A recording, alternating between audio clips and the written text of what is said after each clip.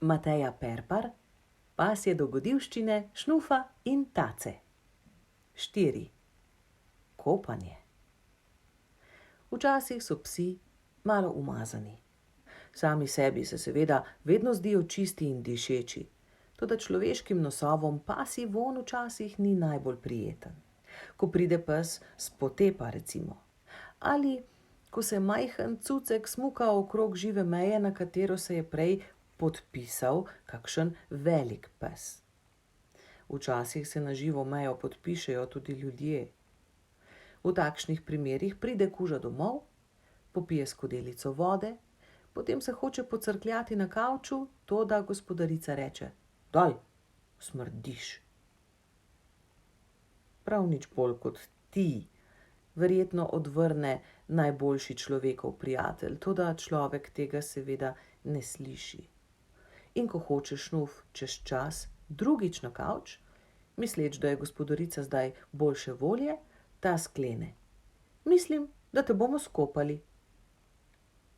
Šnuf v hipu odmakne Tace s kavča in gospodarico ogorčeno pogleda izpod čela. "Naj ti niti na misel ne pride," pravijo pasje oči.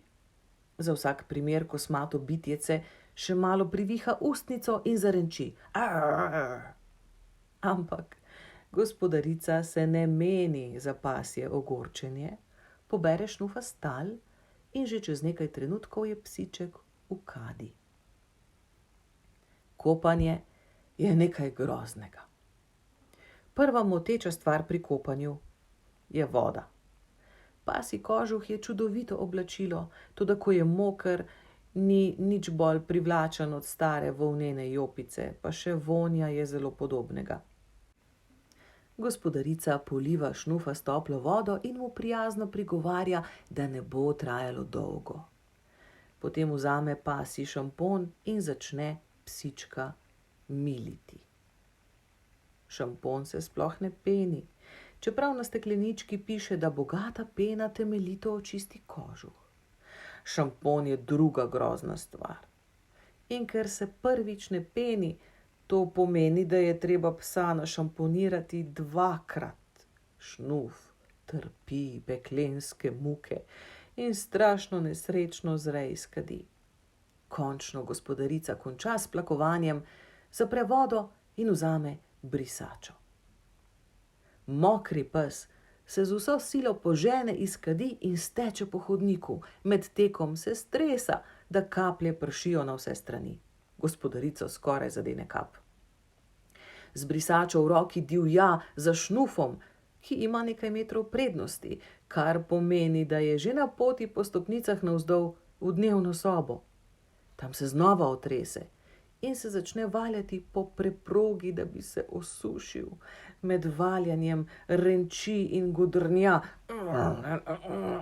malo zato, ker ga vse srbi, malo od veselja, ker je kopanja konec in je še vedno živ.